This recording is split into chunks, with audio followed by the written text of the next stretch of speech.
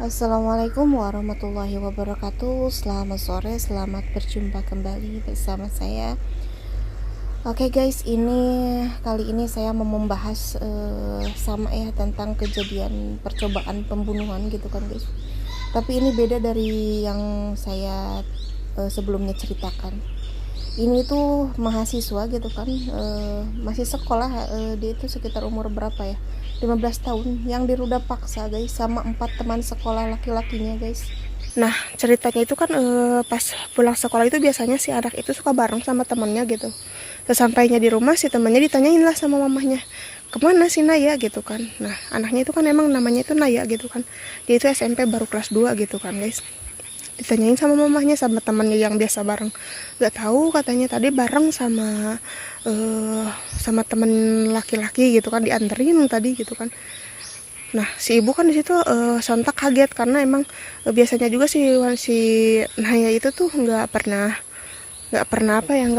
mau gitu kan kalau dianterin kayak gitu sama cowok, apalagi siang-siang kayak gitu kan diliatin banyak orang. Dia itu emang pemalu gitu guys, tapi nggak tahu kenapa gitu. Nah udah kayak gitu kan ceritanya, selanglah berapa jam dari situ, dari jam 12 sampai sore dicariin lah sama mamahnya. Itu kan sekolah itu agak jauh kan dari sini ya guys, harus pakai motor juga gitu kan, harus pakai motor, naik motor gitu.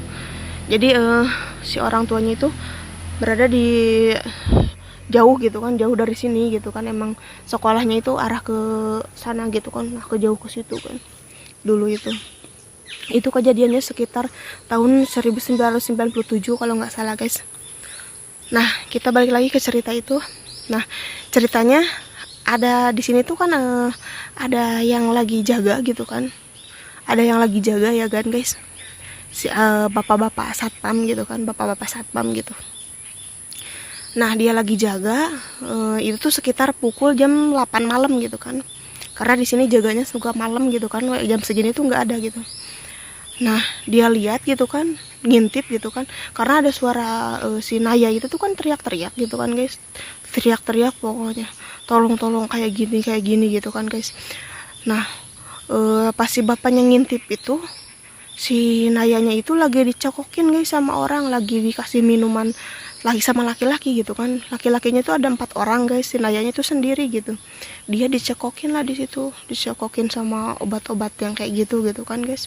Nah sambil dipaksa ya, ada pas si satpamnya lihat gitu kan, si satpamnya ngelihat gitu kan, ngintip gitu, karena berhubung dia juga dia sendiri ke keadaan malam gitu kan, di sini nggak ada orang, mereka 4 orang gitu kan, meskipun masih anak-anak tapi laki-laki, dia itu pikirnya tuh masih agak takut gitu kan, takut gitu guys.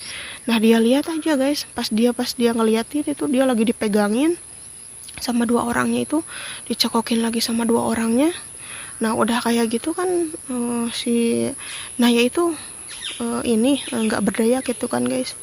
Pas kata si satpamnya itu, si Nayanya itu diperkosa gitu kan, bergilir gitu kan, ganti-ganti sama orang itu. Nah udah nggak tega kan, si satpamnya itu udah nggak tega, mau ngedobrak juga kayak gimana gitu kan, berhubung dia juga takut gitu kan guys, karena ini bangunan tuh udah kosong. Meskipun udah kosong ini tetap dijaga guys, meskipun ini udah kosong tetap dijaga gitu kan.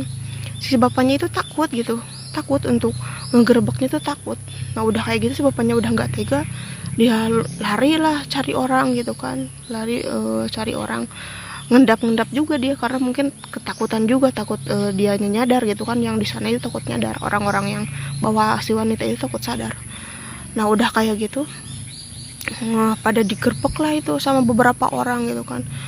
Nah kelihatan pas dilihat gitu kan, si Nayanya itu udah nggak sadarkan diri guys, si Nayanya itu udah nggak sadarkan diri dengan ya luka-luka gitu guys. Dia mungkin nggak tahu disiksa atau kayak gimana juga, saya juga kurang paham gitu, kurang tahu gitu kan.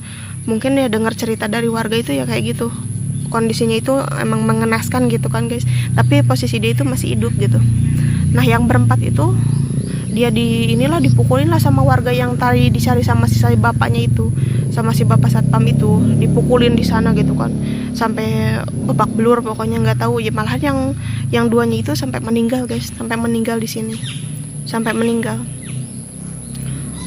sama apa sih, dipukulin. Yang 2 itu udah, dia juga nggak tahu selamat apa enggaknya. Nah, yang saya jadi pertanyaan itu memang sih kalian juga pasti mempertanyakan kenapa sih Bapak Satpamnya itu nggak nolongin dari tadi gitu kan guys, nggak nolongin gitu, kenapa mesti mesti seperti ini gitu kan, mesti udah dianya ngelakuin kan, ke si perempuannya udah ngelakuin kayak gini-gini baru mencari orang gitu kan. Tapi si Bapak Satpamnya itu bilang cuman saya kaget, saya bingung juga, cuman bilang kayak gitu. Nah, singkat ceritanya ya guys, dibawalah si Naya itu, dibawa sama orang-orang yang dicari si Bapak Satpam tadi. Dan yang 4 juga itu nelpon polisi, datanglah polisi ke sini dan dibawa gitu kan. Yang 2 dibawa langsung dibawa ke apa sih, ke rumahnya, karena itu emang itu masih seumurannya dia gitu, kakak kelasnya dia gitu kan. Dia itu masih sekitar umur berapa tahun ya, kalau SMP itu 14 tahun kah kayaknya guys, 14 tahun 15 tahun kayaknya itu orang apa sih, anak-anak laki-lakinya itu.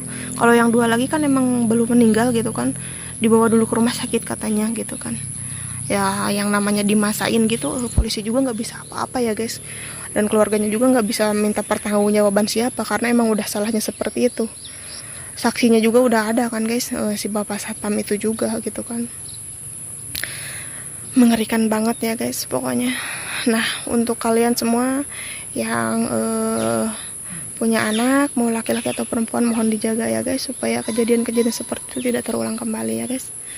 Mungkin sekian dulu cerita dari saya, sampai sini dulu ya guys. Terima kasih sudah menonton, sudah menyimak. Assalamualaikum warahmatullahi wabarakatuh.